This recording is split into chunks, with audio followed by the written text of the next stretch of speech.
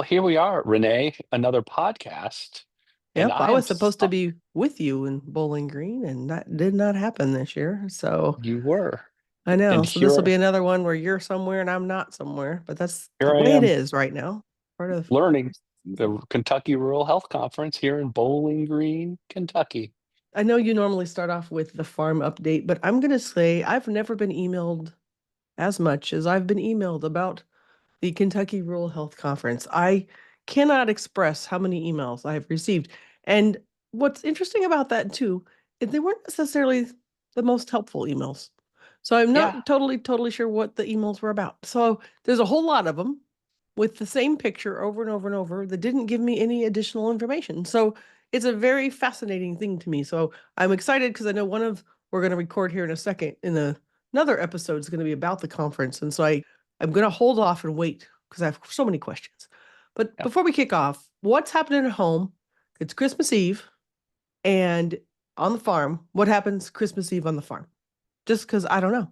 What Well, happens? you're trying to lead me away from what you know I want to talk Well, about, you can and talk about that that too, but you got to and start that about the is farm the first. albino white squirrels, the Christmas squirrels that I've That discovered doesn't here make in any sense. Kentucky.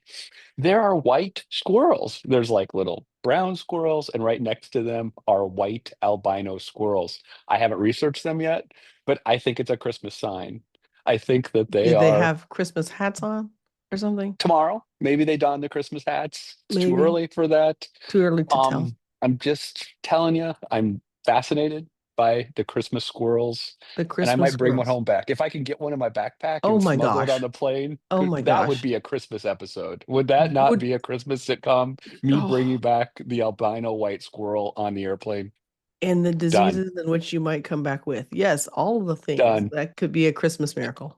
Feel like this is very Kentucky. Right. So True. All right. kick So off now this will you answer episode. my question about what happens on a farm on Christmas Eve? Because I Nothing. don't know what Nothing. We happens. make chili and stay inside.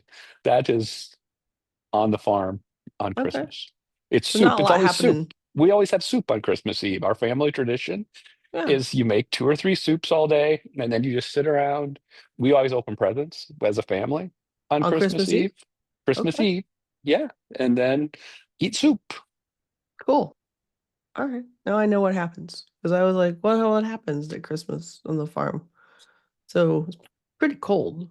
So I can't imagine too much outdoor activity because it's kind of cold out there, but Nope. So you just eat soup and stay inside. stay warm. All right, I got it.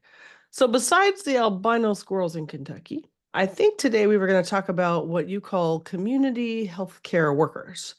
And you must have Yeah. learned some things in Kentucky about this. So what in the world is a community healthcare worker and why is this such a big topic right now? Well, so this is something that, I've been attending a lot of meetings over the fall in Iowa, and they keep coming up. We've heard about them in adjoining states. We've been talking about it. I guess I have not been tuned in over the past several years of the community health worker movement. And so in behavioral health, we've been really insulated from talking about what are community health workers. And like it suddenly just kind of exploded in our world that we've crossed over to all of these all components and hearing about all these different initiatives. And I'm like, where have I been for the last 6 years that we haven't been part of these discussions? Have you heard anything about community health workers in any of our travels? So did it come from like the public health side? Because I've heard of community health workers, but not on behavioral health at all. So No, is it like public health maybe? And then, because it's like I been know in our fun. state, in Yeah. Iowa, we're looking at bringing public health in to healthcare because we had bifurcated systems, right? We had mental health and disabilities together. We had behavioral health separate. We had aging separate from that. And then public health was completely separate. And so under the governor, the last year or two, there's been a movement to put all of that more together. And so everybody had their own, probably of this Yeah. level of worker, different Yeah. names, different things. So is Yeah. that what we're trying to do here is kind of put it all under one title of that kind of level of worker, or Well, is it something different? it's actually something different. This started with HRSA grants going back many Hmm. years. Here in Kentucky, we were able to go to a session that they've been doing this for 30 years in different parts Weird. of the state. It's only recently become eligible to be Medicaid billable. And we get to the data Oh, part of the show. We'll talk a little Okay. bit about how states have started to adopt that. But Okay. in Iowa, we've had a HRSA grant, and Yeah. there's been a bunch of people trained in that. And really, as I've started to understand it, it's really just a relabeling of care coordinators, Okay. of care navigators, Yeah. of Okay. all of those things we've heard about historically. That's what these new titles are. And really, it's just a relabeling, but also a new retraining and a certification, because the Oh, certification is required in order to bill Medicaid. okay. And so it's been a fascinating education because it has a lot of implications on the behavioral health workforce and some of those Well, components of behavioral health, especially under CCBHCs, where there uh, needs to be navigators. yeah. And so there's kind of this alignment coming together. And I'm not sure it was ever meant to come together because they've been so siloed and separated through the Right. course of everything. And now all of a sudden they're getting thrown together and everyone's asking questions. What is this? How are these groups Well, together? I've never heard of think this of the label before. duplication. Because Right. especially in the navigating, coordinating piece. Because remember when we went and privatized Medicaid, Yeah. so managed care had coordinators, Yep. but your disability regions at the time, soon to be ASO Yep. districts, also had coordinators. Correct. And there's others in addition to that. Sometimes local hospitals would have their own coordinators. Yep. And one would think with all that coordination, those would coordinate, but they didn't. To what Right. we've just been talking about, they've been very siloed. So it'll be very fascinating to see if this is a new title to add to the mix, or is it really going to be trying to capture some of these titles and bundle them together? Because some of these other things aren't getting paid or paid very well in our Right. system now. So is this going to be maybe something that kind of helps clarify some of that? Or do you see this as one more label that's just going to get confused I in think some it's of these up places? I think it's up to each state. And so that's kind of Oh, my fascination in this right now is how are states going to adopt that? And that was a conversation we had at a meeting with the state of Iowa. We were in mm, a Health and Human Services meeting in mm. Iowa, and they're talking about where does this go? The grant money goes away. It costs $1,000 to train someone to be a Oh, community health worker. But if there was a standardization and this was the foundational training for all community health workers across the board, no matter their specialty, that would make a lot of sense. And it would cut down the confusion between, IHHs do coordination. You have right, federally qualified health centers right, and CCBHCs that do a right, level of care coordination. right. You have public health entities that Yeah, do care coordination and find community resources. Really, these are community resource navigators and finders. They should be embedded in local communities. They should know local food banks, know all of those areas, housing, and service providers. So it's really all of the things we've been looking for and wanting, but kind of a way to pull those together. And so I've been fascinated watching how this has evolved in other states, what it right. looks like in Iowa, and comparing that and contrasting that with some of the states like Kentucky. And an interesting part is the training in Kentucky will actually pay people up to $6,000 to go through the training. They actually Wow. pass through gates that they get $2,000 when they do the first 40 hours, another $2,000 when they go through the 40-hour internship. So there's actually not just paying for the training, but paying for time and the cost to go stay in a hotel to go to the training. All of that is covered under some of these projects. So they're Hmm. creating a new workforce. And so that's the other part of this. It's a workforce development tool of taking people who are completely untrained or people out of high school and training them to be community health workers to prepare them for either going on in their career to be social workers or therapists, or for this to be then their profession, Mm. and get jobs as a certified community health worker. Well, color me skeptical, but when this has happened in our state in the past with other certifications, it tends to not get funded and then it Right. bottlenecks. And so then you have fewer people in the workforce because people can't get the X, or there's this sudden burst at the beginning. Lots of folks get trained, and then the workforce itself doesn't know how to use them or hire them, which is what happened with all peer support, And that's where right? we are today in Iowa. And Renee, you just said a key element.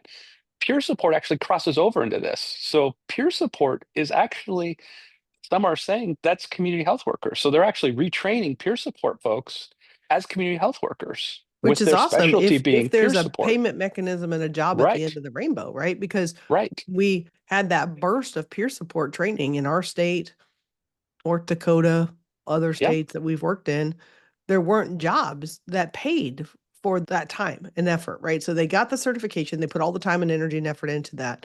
And then there Mhm. wasn't positions at the end for the job. So Right. of course, then people stopped getting the Right. training because it's like, why would I need the certification? So it's really important to your point. There has to be that workforce development component because otherwise you could pay people to get trained, but to what end? And then it becomes that bottleneck because there's all these people that could do a lot of work in Right. healthcare, but they don't have all the time and money to do the Right. certification. And then Right. it doesn't connect, and there's all these job openings. And Right. so I think it just depends on how it's kind of rolled out. I mean, you're right, it could be a good thing, but I think about as another example, supervision for therapists. Right. Everybody wanted supervisors to be trained. So they added this extra level of training. Well, of course, not a lot of people had the time, energy, or effort to put Hmm. into lots of supervision. So now there's not enough supervisors to train up Right. and coming therapists because Right. now we required more money, more time for supervisors. And now there's not enough people to supervise those coming out. So what we did by adding another certification was ultimately limit Right. healthcare availability for folks. And so Right. it's like it has to be that balance of, yes, making people more qualified so that they're better at their jobs. It's awesome, right? But there also has to be, and then what? And so I think it'll be interesting to see. Yeah. But if you've I, got a map like Kentucky where you said it's been doing it for 30 years, they're probably not the only state that's a lot further ahead on this than Iowa. So yeah. maybe there are some roadmaps to how to do it that could go well. Yeah, and I'm just fascinated. I really do think this is an example of putting the horse before the cart. I think it's a great thing. I think the grants that came out from HRSA were well-meaning to get states caught up with states like Kentucky, but now, we find ourselves in this place as many states are. If they went forward with all this money they had to train people, put together some really great training programs, and Iowa did the same thing.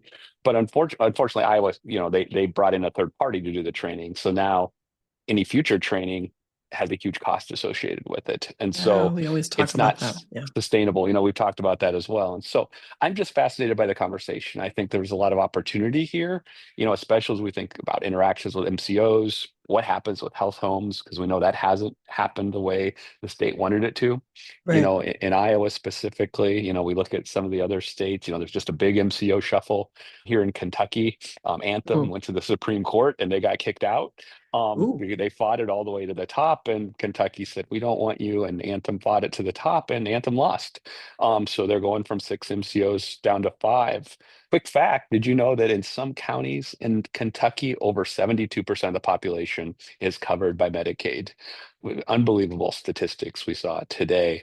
So it is a huge part of healthcare and really looking at how to change health here in Yeah. this state because it is so heavily poor Yeah. across the board. And so, it's an important part of keeping the population healthy. So that ties into the next segment you wanted to talk about is about the data for Medicaid, because I mean, that's maybe why it is such a healthy program in Kentucky, right? If there's that many Right. persons per capita in Medicaid, for it to be a Medicaid eligible service makes a whole lot of sense, right? So talk to us about some of that data about what you're seeing in different states as far as, what Medicaid bills for or what they Right. don't, or like what other states are you seeing sort of some of this working, and kind of walk us Yeah. through that So, data. let's throw some states out, and we're going to link this to a KFF article because I think, the Kaiser Family Foundation really has some great articles on this. And, I was kind of looking out just to clarify, Kentucky's just going on board here right now, presently. So they're just one of the 4 states being added to the 9 states that already have this. So it's California, Indiana, Louisiana, Minnesota, North Dakota, Nevada, Oregon, Rhode Island, and South Dakota. So those are the Hmm. states who have really gone ahead. They got the services added to their SPA and went ahead and implemented it as part of their Medicaid package moving forward. And then you have the states of Illinois, Kentucky, Michigan, and New York being added currently for fiscal year 23 to 24, and as we look ahead to 25, having even more states brought on at that time. Hmm. That's interesting. So when we're thinking about this, right, they talk about MCO dollars is how this is sort of paid for. So your managed care organizations, you mentioned the word Mhm. SPA. So that's a state plan amendment.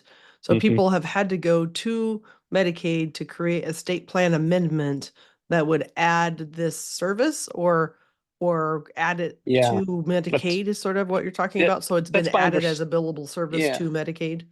Yeah, I see this, and this is just me looking from the outside as an armchair quarterback. I think this is an alternative to those IHH programs that we saw that didn't work Ah, out.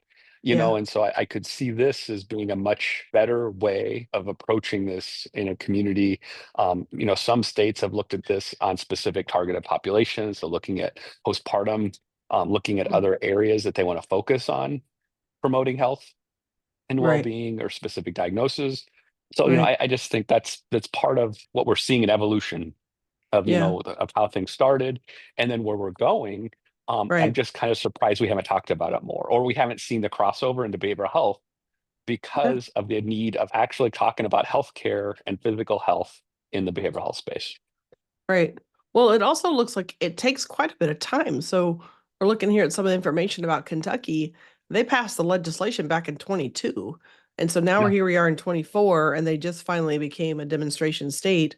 And right, what a lot of people, and maybe our listeners know, maybe they don't, but when we're talking about state plan amendments, a lot of people wrongly assume that somehow you get some cash windfall if you just make stuff right. Medicaid eligible and whatever. But state plan amendments pretty much have to be budget neutral, and you typically are giving up other things if you want to add services. So if Iowa, to your point, wants to move forward in something like this and to have this particular service, maybe the integrated health homes, those IHHs, are what goes away in Mhm, exchange, because Medicaid budgets are not just unlimited. And I have a legislator right now on a different topic, but who just thinks that if you just do X and get a new waiver, you're going to get this windfall of money. mhm, That's not at all what happens. And that change can't supplant what you're already doing. So, right. a state plan amendment or a waiver come into your state, you have to still continue the stuff you were doing or exchange it for something different, but you can't just pay for what you've already been paying for. So it's not like this windfall of dollars. So, it is a process. So you've heard more than one conversation about this now in multiple states. So what do you Yep. see the value of this particular title and what it could do? What does it bring if it's something different or new to a state that Well, doesn't have it? What's the value? so I think number one is workforce development. What you can do is take a high school educated workforce and train them in foundational pieces that are both include peer support and lived experience, as well as some foundational training to start. This is considered in a lot of places an entry level position, right? It's really about being out in the community and supporting folks and connecting them to the right professionals. And so a lot of times that's what integrated health homes were supposed to do, right? To be that Right. extra resource for folks. And so I think there's huge opportunity as expanding the workforce into folks who we wouldn't traditionally think about, right? Reserving those folks who have bachelor's degrees in social work to do more clinical type work, to Hmm. work with those patients who are more acute, who need more support. So I think as a starting place, it changes the face of the workforce. It Hmm. moves us in a different direction, and it creates a billable service so that then that position is more likely to be utilized both in primary care and healthcare settings and hospitals, as well as behavioral health care. CCBHCs, it's a key component of CCBHCs already. So this gives you a foundation to Right. start training folks, and then they can specialize in other areas. It's already Right. utilized in like diabetes care. And so when we think about other parts of the healthcare system that uses this type of model, this is it puts everyone in the same playing field, and it really professionalizes a piece of the healthcare system that we're missing today. Yeah. So I wonder, just because this is the population I serve right now, I wonder if folks that have had felony convictions might be able to get this training. The reason I say that is because we have had but right before COVID, we were supposed to have a training for some of our health, for our folks to be able to do like CPA type work, which is Hmm. another entry level, healthcare. And Hmm. they do some of that work right now in our prison system, and many, many prison systems. You Hmm. have hospice level care of folks that can't leave, and some of the incarcerated individuals help in those spaces. Hmm. And so there was an idea in our state, and there is in several others, to help them get some of that basic level training. So it would be really Hmm. cool, as you were just saying, non-traditional workforce. Some of Yep. those folks, now there are going to be some that have particular crimes that would not allow them to Yep. work in healthcare. That's always a thing. But there's Hmm. others that may have like drug convictions or Yep. alcohol convictions who have Yep. recovered, who Yep. might be able to do something in the space. And that would be I, really cool, because we really do have a group of people think about that from the training perspective, you just said 40 hours of training, then 40 hours of Yep. training. Captive audience that could do Yep. the training because we help them now in our state. It's called a high set, which is like a Mhm. GED for your getting your schooling, and it's a different way of doing it. It's five Yep. levels of testing that they do that they get a high school equivalency degree. And so you could add that, like you're saying, that entry level, and they also can go on to go to school for an AA degree with some of the Yep. community colleges. So we already Yep. have all of that structure in place, but not so much in healthcare. And so, this could be a real opportunity for some workforce who need to come out and they could do things Yep. other than construction and CDL Yep. driving. There could Yep. be some other alternatives for folks who actually have a caretaking type gift The that could be able to do it. the Kentucky program here at the University of Kentucky, it targeted that type of person. Now, I don't know about the Awesome. felonies and details, but really that's who they were looking for because Right. I just told you there's that one county, 72% of the county's in poverty, Dang. Yeah. 72% is Medicaid eligible. So you got to think about who's going to best work. You need someone that looks like me to work with folks in some of those areas. So thinking about how can we train these other workforces to get out there and help people on their health journey. And I think it's just such a great opportunity, but Well, we have just to think think of differently. that person who's Medicaid eligible, their Yeah. income is very low to be eligible. And Right. to give them a potential job opportunity that could raise Yeah. them out of poverty enough where they Right. wouldn't have to be eligible for Medicaid anymore Right. is a huge deal. So Right. that sounds like a really great idea. So what are the implications that you think for Medicaid systems? You talked about the value of this, but what you were talking, you've heard from your medical director there in Kentucky, the Medicaid director. What are they saying are some of the value add that this opportunity brought to them as they pursued it? Yeah, I mean, we heard from Medicaid director, it's a commissioner here in Kentucky, Lisa Lee, this morning, and it was really interesting to hear kind of the state of Medicaid here in Kentucky, because I kind of contrast that with some of the other states of Medicaid that I've been able to hear over the summer as I traveled. And I think that they're really looking ahead to how do they best leverage the opportunities they have? How do they best, help all Kentuckians? And we're in an interesting space here in Kentucky. I don't know if you know this, but there's super majorities. Republicans in both the House and the Senate, and a very popular Democratic governor, which is a very odd mix. And so it does create some complications legislatively as you look at advocacy. And there's been a lot of conversation here at the conference about, what types of things move forward in that type of environment. And I think overall Kentucky's done a very good job. They've really changed health outcomes in the last 10 years here in the state. And it's because they've done some things like this. And so I think other states could learn a little bit from Kentucky in how they've implemented some things and really done it at a pace that makes sense. Yeah, I met the lady who is the director of parole in the state of Kentucky, Yeah. and she's a Democrat, and she's been appointed by the Democrat governor. And so Yeah. she was sharing with me very interesting tales of prison Yes. and parole in the state of Kentucky. So I'm certain that that whole part is interesting too, because I mean, you've got enough going on right here that I bet you there's just a whole lot happening. So, from the behavioral health side, we've mentioned a couple things, but just to kind of sum it up, right now we talked about integrated health homes, and we were supposed to have care navigators in managed care. You were supposed to have them in the integrated health homes. You were supposed to have them in so many places. So, what could this do for us if we were to try to actually bring this into behavioral health? What would be the opportunity do you see there besides the workforce and things you've talked about? But what can it do for like just helping behavioral health? Because nothing's really worked as far as helping people Nope. navigate. We just don't have that. We don't even have a great phone line system yet to like get people Right. resources. So what's the opportunity here for people like us with behavioral health? Well, the opportunity is to clean up the mess that we have and actually Mhm. create a system where you actually have one person that can help a person and their family navigate the system instead of having six people that only Mhm. do a little bit. And so I really like that if we can get to that point, if it can be actually funded, if we can put the money into the training and not have the certification be such a burden that people Mhm. can't get through it, that we can get employers to be on board with it.